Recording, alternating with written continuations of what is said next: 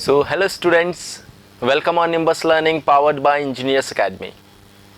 Students, आज के इस वीडियो के अंदर हम लोग बात करने वाले हैं ईए मैच के ऊपर। बेसिकली ये जो सीरीज स्टार्ट हुई है इसका मेन पर्पज़ यही है कि स्टूडेंट्स को ये बताया जाए कि आपके पास जो इंजीनियर्स एकेडमी का कंटेंट अवेलेबल है, जो आपके पास प्रैक्टिस शीट अवेलेबल है, जो आपको नोट्स प्रोवाइड करवाए जा रहे हैं, वो नोट्स आपके लिए कितने इफ़ेक्टिव है। जब आप वाकई में एसएससी जेईएन का एग्ज़ाम देने जाते हैं तो उन नोट्स में से कितना % पार्ट आपको पेपर में देखने को मिलता है, क्योंकि ये जानना बहुत ज़्यादा ज़रूरी है कि आप जो पढ़ रहे हैं वो कितना ऑथेंटिक है, वहाँ से एग्ज़ाम के अंदर कितनी चीज़ें मैच कर रही है। बेसिकली इस वीडियो के अंदर हम बात करेंगे थ्योरी ऑफ मशीन के ऊपर। तो अगर हम लोग बात करें तो ये हमारा ईए मैच सीरीज़ का थ्योरी ऑफ मशीन का पार्ट है। और इसके अंदर अगर मैं बात करूँ, सबसे पहले 2020 का जो एसएससी का पेपर हुआ था उसके अंदर टोटल दोनों पेपर में 7 क्वेश्चन हमें देखने को मिले थे।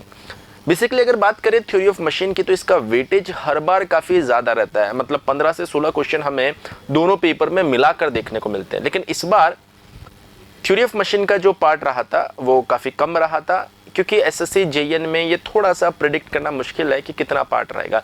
लेकिन अगर लास्ट पेपर को छोड़ दिया जाए, उससे पहले अगर हम लोग देखें तो थ्योरी ऑफ मशीन का काफ़ी वेटेज हमें देखने को मिल रहा था। इसका मतलब ये नहीं कि अगले पेपर में फिर से थ्योरी ऑफ मशीन का वेटेज कम रहेगा। ये एक्सेप्शनल केसेस हमें देखने को मिलते हैं कि एक पर्टिकुलर सब्जेक्ट का वेटेज किसी एक सेशन में कम देखने को मिल जाता है। तो टोटल 7 क्वेश्चन आए थे। हमने क्वेश्चंस को 3 कैटेगरी में डिवाइड किए। पहली कैटेगरी वो जहां पर हमारे जो पब्लिकेशन का बुक है या फिर अगर हम लोग बात करें जो प्रैक्टिस शीट दी गई है वहां से क्वेश्चन एग्जैक्टली मैच हुआ है या नहीं हुआ है। सेकंड कैटेगरी में हमने यहाँ पर डिवाइड किया एग्जैक्ट सेम कॉन्सेप्ट, मतलब हमारी बुक के अंदर क्वेश्चन आपको मिलेगा लेकिन लैंग्वेज थोड़ी सी चेंज होगी बट कॉन्सेप्ट वही यूज हुआ होगा। और अगर इन दोनों से कोई मैच नहीं कर रहा है तो तीसरा हमारे पास में ऑप्शन आता है नोट्स। बेसिकली हर एक क्वेश्चन उस नोट से मैच करना ही चाहिए, हर एक क्वेश्चन उस नोट से डेफिनेटली मैच कर रहा होगा। लेकिन हम बात कर रहे हैं कि अगर क्वेश्चन इन 2 सेक्शन में मैच नहीं कर रहा है तो क्या वो आपके क्लास नोट्स में था या नहीं था। अगर क्लास नोट्स में भी नहीं था तो इसका मतलब वो क्वेश्चन जो है आपके डोमेन से बाहर आ चुका है। लेकिन ऐसा हुआ नहीं। जब हमने 2020 का पेपर एनालिसिस किया उसके अंदर हमें टोटल 7 क्वेश्चन देखने को मिले थे, जिसमें से 3 क्वेश्चन एग्जैक्टली आपकी जो बुक आपको मिली है प्रैक्टिस शीट उसके अंदर देखने को मिले थे। 2 क्वेश्चन ऐसे थे जो एग्जैक्टली सेम नहीं थे, लेकिन जो कॉन्सेप्ट था वो बिल्कुल सेम था। लैंग्वेज थोड़ी सी चेंज थी लेकिन कॉन्सेप्ट बिल्कुल सेम था। इसके अलावा जो 2 क्वेश्चन बच गए थे वो आपको एज इट इज मैंने क्लास नोट्स में लिखवा रखे। इसका मतलब ये नहीं कि बाकी 5 क्वेश्चन उसमें नहीं लिखवा रखे, वो 5 क्वेश्चन भी है, वो 5 क्वेश्चन भी नोट से हैं, लेकिन वो 5 क्वेश्चन आपकी प्रैक्टिस शीट में भी अवेलेबल है। तो टोटल 7 क्वेश्चन में से अगर मैं बात करूं थ्योरी ऑफ मशीन का एग्जाम के अंदर कितना % पार्ट मैच हो रहा, तो 100% पार्ट मैच हो रहा। और ये जब मैं आपको पढ़ाता हूं तब भी इस बात का अश्योरेंस देता हूं कि बेटा एक क्वेश्चन भी आपकी कॉपी में से और आपकी प्रैक्टिस शीट से बाहर नहीं आएगा।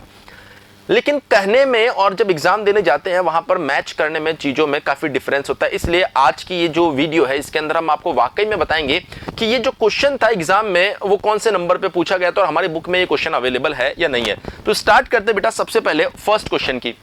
जब आप 2020 का ये देखिए यहाँ पर क्लियरली मेंशन है एसएससी जेईएन 2020 22 मार्च को जो पेपर हुआ था मॉर्निंग शिफ्ट में, उसमें question number 54 a ball and socket joint is an example of. आपको नोट्स में भी ये बेटा ये सब चीजें मैंने लिखवा रखी है, ऐसा नहीं कि नोट्स में नहीं है, लेकिन बात हो रही है exact same question practice sheet में से कहां से उठ के आया।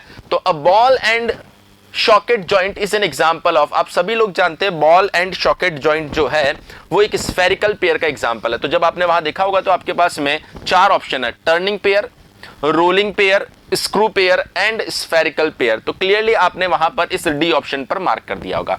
अब बात करते हैं कि जो हमारी प्रैक्टिस शीट है बेटा, उस प्रैक्टिस शीट में ये क्वेश्चन एग्जैक्टली सेम कैसे मिला। हमारी जो प्रैक्टिस शीट है जिसमें आपने देखा होगा उसका जो फर्स्ट वर्जन आया था वो था 4200 प्लस मैकेनिकल इंजीनियरिंग की जो बुक आई थी।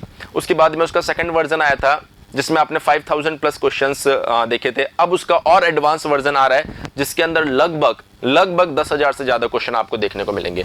सो बेसिकली उसी बुक का हम लोग यहाँ पर ये पार्ट क्रॉप करके यहाँ पर लेके आए आपके लिए। उसके अंदर फर्स्ट चैप्टर का क्वेश्चन नंबर 51 जाकर आप देखेंगे तो उसमें पूछा गया which one is a spherical pair, और वहां पर जो करेक्ट आंसर था बेटा वो था बॉल एंड सॉकेट जॉइंट। तो आप देख सकते हैं आपकी बुक में था स्फेरिकल पेयर कौन सा है, बॉल एंड सॉकेट जॉइंट, और एग्जाम में पूछा गया बॉल एंड सॉकेट जॉइंट किसका एग्जांपल है, स्फेरिकल पेयर। तो एग्जैक्टली सेम क्वेश्चन आपसे पूछा गया था वहां पर, अगर आप इस क्वेश्चन को पढ़ के जाते तो वहां पर गलत होने का कोई चांस नहीं था। तो अगर बात करें हम लोग क्वेश्चन नंबर 1, तो ये आपके पास में परफेक्ट मैच के अंदर देखने को मिला है। अब बात करते हैं नेक्स्ट क्वेश्चन के ऊपर।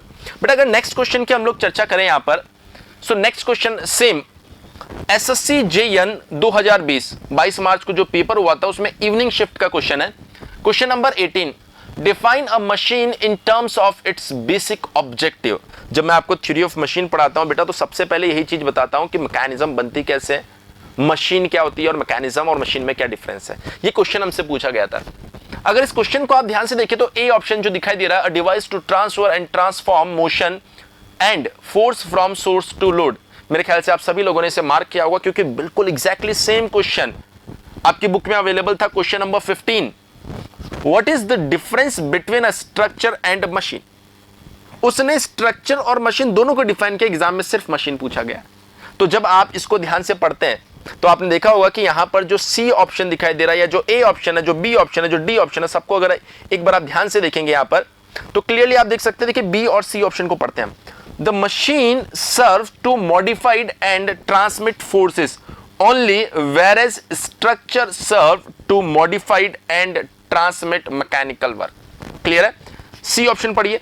The machine serves to modified and transmit mechanical work, whereas structure serve to modified and transmit forces only. Clear है? तो सी ऑप्शन क्या बोल रहा है कि ये सिर्फ फोर्स को ट्रांसमिट कर रहा है, और ये क्या कर रहा है, यहां पर मैकेनिकल वर्क को ट्रांसमिट कर रहा है। तो आपको सिर्फ मशीन वाले पार्ट को देखना था, मॉडिफाइड एंड ट्रांसमिट। ये देखिए ट्रांसफर एंड ट्रांसफॉर्म का मतलब जस्ट वो उसको कन्वर्ट कर रहा है, मॉडिफाइड कर रहा है। तो क्लियरली आप देख सकते हैं कि यहां पर सी ऑप्शन और यहां पर ए ऑप्शन ये परफेक्टली मैच कर रहा है। सो अगर हम बात करें बेटा क्वेश्चन नंबर 2 की, तो ई मैच के अंदर ये भी क्वेश्चन परफेक्ट मैच कर रहा है। सो आई होप आप समझ पा रहे हैं कि किस तरीके से यहां पर क्वेश्चन जो है एग्जैक्टली बुक से उठ के आ रहे हैं। चलिए नेक्स्ट अगर हम लोग बात करें अब यहां पर क्वेश्चन नंबर 3, बेसिकली ये question SSC JE 2020 morning shift में आपसे पूछा गया था। ब्लैंक स्पेस दिया गया है, can not be classified as inversion of a single slider mechanism. आप देख सकते हैं ऑसिलेटिंग सिलेंडर सिंगल स्लाइडर का इन्वर्जन है, विथवर्थ बी Whitworth quick return mechanism single slider का इन्वर्जन है, crank and slotted lever mechanism single slider का इन्वर्जन है, लेकिन इलिप्टिकल ट्रेमल यहां पर सिंगल स्लाइडर का इन्वर्जन नहीं है। अब जब हम बुक में जाके देखते हैं बेटा, तो बुक में question number 35, which of the following is inversion of slider crank mechanism, इसमें पूछा है कौन नहीं है, इसमें दिया गया था कौन है। रेसिप्रोकेटिंग इंटरनल कंबंशन इंजन बिल्कुल है, क्रैंक एंड स्लॉटेड लीवर ये भी एक क्विक रिटर्न मैकेनिज्म है, विथवर्थ क्विक रिटर्न मैकेनिज्म ये भी विथवर्थ क्विक रिटर्न मैकेनिज्म है। तो ये तीनों इन्वर्जन है, यहां पर ये तीनों इन्वर्जन है, बस ये इन्वर्जन नहीं है। क्वेश्चन बिल्कुल सेम है, यहां पर पूछा गया कौन इन्वर्जन नहीं है, यहां पर पूछा गया कौन इन्वर्जन है। तो इसमें भी 3 इन्वर्जन दे रखे हैं, इसमें भी 3 इन्वर्जन दे रखे हैं। यहां पर D option all of the above दिया गया है, यहां पर ए ऑप्शन इलिप्टिकल ट्रेमल दिया गया है। क्वेश्चन में बिल्कुल भी चेंज नहीं है बेटा, सिर्फ एक ऑप्शन चेंज करता हुआ आपको दिखाई दे रहा है। तो ये क्वेश्चन भी बिल्कुल आपकी बुक से परफेक्ट मैच हो रहा है। अगर आप ये करके गए होंगे वहां पर, तो एग्जाम में आपको किसी तरह की कोई दिक्कत नहीं आई होगी। बात करते हैं बेटा नेक्स्ट क्वेश्चन की, which of the following pair is not an example of lower pair. ये एग्जाम में पूछा गया था बेटा एसएससी जेएन 2020 इवनिंग शिफ्ट के अंदर। अगर आप देखेंगे यहां पर पूछ रहा है कि कौन सा लोअर पेयर नहीं है, आपको कॉपी में भी बहुत अच्छे से लिखवाया गया, a ball rolling on a flat surface is an example of higher pair, तो आपने डायरेक्टली सी ऑप्शन मार्क किया होगा। लेकिन अगर वही आप बुक पढ़ के जाते बेटा, which of the following constitute a lower pair, कौन सा लोअर पेयर कंस्टिट्यूट कर रहा है, कौन सा लोअर पेयर बना, तो यहां बोला गया लोअर पेयर कौन सा नहीं है, यहां पर पूछा गया लोअर पेयर कौन सा है। तो आप देख सकते हैं कि 4 ऑप्शन आपके पास में अवेलेबल है, gearing, tooth gear, higher pair, belt pulley, higher pair. हालांकि इसको हम लोग मैंने बताया था रैपिंग पेयर में मानते हैं, लेकिन अभी यहां पर ऐसा कोई ऑप्शन अवेलेबल है नहीं, तो आपने इसको हायर पेयर में माना। Cam and follower, higher pair, shaft rotating in a journal, basically ये आपका लोअर पेयर की कैटेगरी में आ जाएगा। तो यहां पर क्वेश्चन नंबर जो आपकी बुक में 93 बेटा, सेम कॉन्सेप्ट के ऊपर क्वेश्चन नंबर 71 डिजाइन किया गया है। बस आपको लोअर पेयर के एग्जांपल्स पता होने चाहिए थे, और ये सारे एग्जांपल आपको बता रखे हैं मैंने। टर्निंग पेयर, प्रिज्मेटिक पेयर, ये यहां पर सिलेंड्रिकल पेयर, हेलिकल पेयर, और उसके बाद में आता है आपके पास में अ ball rolling on a flat surface. इसको देखते ही आप समझ गए होंगे कि ये आपके पास में हायर पेयर होना चाहिए। तो एक्चुअल में तो ये भी परफेक्ट मैच है, लेकिन फिर भी हमने ये माना है कि चलिए ठीक है, ऑप्शंस चेंज हो गए तो आप इसमें मान सकते हो कि एग्जैक्ट मैच नहीं हो रहा क्वेश्चन, लेकिन कॉन्सेप्ट में कोई भी चेंज नहीं है। लोअर पेयर का एग्जाम्पल आपको खूब लिखवाया मैंने और लोअर पेयर का एग्जाम्पल ही आपसे पूछा गया है। नेक्स्ट क्वेश्चन बेटा अगर हम लोग बात करें, आप देख रहे हैं प्लानर मैकेनिज्म के ऊपर काफी फोकस किया उसने इस एग्जाम के अंदर। थ्योरी ऑफ मशीन का पार्ट देखिए तो मैक्सिमम प्लानर मैकेनिज्म के आसपास ही घूम रहा है। When two elements of a pair are connected such that they can only turn about a fixed axis of another element, सिर्फ टर्न कर सकता है तो ऐसे पेयर को क्या बोलेंगे? Turning pair. ये पूछा गया था बेटा एसएससी जेएन मॉर्निंग शिफ्ट के अंदर, एसएससी जेएन मॉर्निंग शिफ्ट के अंदर ये क्वेश्चन आपसे पूछा गया था। अब बात करते हैं बेटा बुक में जो क्वेश्चन है वो कैसा है।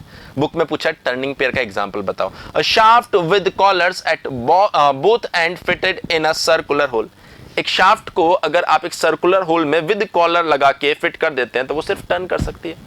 तो ये टर्निंग पेयर का एग्जांपल है। यहां पर इसकी डेफिनेशन लिख दी और पूछ रहा है कि कौन सा पेयर होगा। तो ये क्वेश्चन भी आप देख सकते हैं कि बिल्कुल परफेक्ट मैच कर रहा है आपकी बुक से।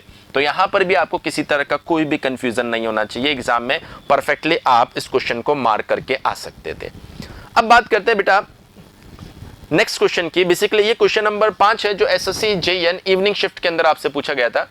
Which of the following links does not undergo any deformation while transmitting motion?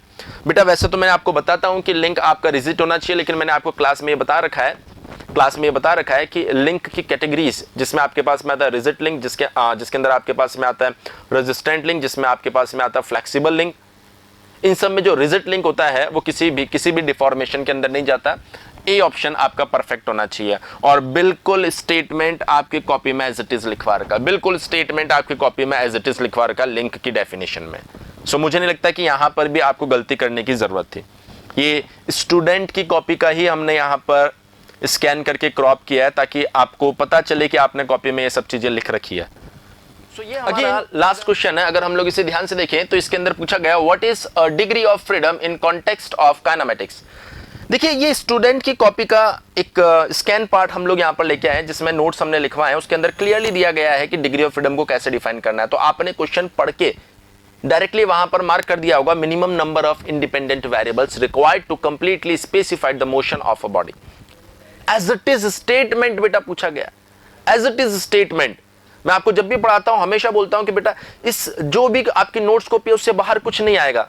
Notes copy plus जो आपके पास में एमसीक्यू की बुक आ रही है मैकेनिकल इंजीनियरिंग की, उससे बाहर कुछ नहीं आता। और आज के सेशन में आपने देखा होगा तो जो क्वेश्चन पूछा गया है ये क्वेश्चन 2020 इवनिंग शिफ्ट में पूछा गया था और बिल्कुल एज इट इज आपके नोट्स से आ रहा है। तो परफेक्टली ये क्वेश्चन भी आपका मैच कर रहा है। सो अगर हम लोग बात करें बेटा इस कंप्लीट वीडियो की, तो इस वीडियो में आपने देखा है कि बेटा किस तरीके से 7 क्वेश्चन जो एसएससी जेईएन 2020 में पूछे गए थे, 7 के 7 क्वेश्चन आपके कंटेंट से मैच कर रहा है, इंजीनियर्स एकेडमी के कंटेंट से मैच कर रहा है। इसका मतलब है कि अगर आप किसी भी टेक्निकल एग्जाम के लिए प्रिपेयर करने जा रहे हैं तो इस कंटेंट से बेहतर कोई भी कंटेंट नहीं हो सकता है। अगर आप किसी भी टेक्निकल एग्जाम के लिए प्रिपेयर कर रहे हैं तो डेफिनेटली इस कंटेंट के साथ जाइए और इससे अगर आप लगाकर जाएंगे तो एग्जाम के अंदर इससे बाहर कुछ भी देखने को नहीं मिलेंगे। आई होप आपने सेशन को, इस वीडियो को जरूर एंजॉय किया होगा। सो मिलते हैं अगले वीडियो के अंदर। Thank you very much.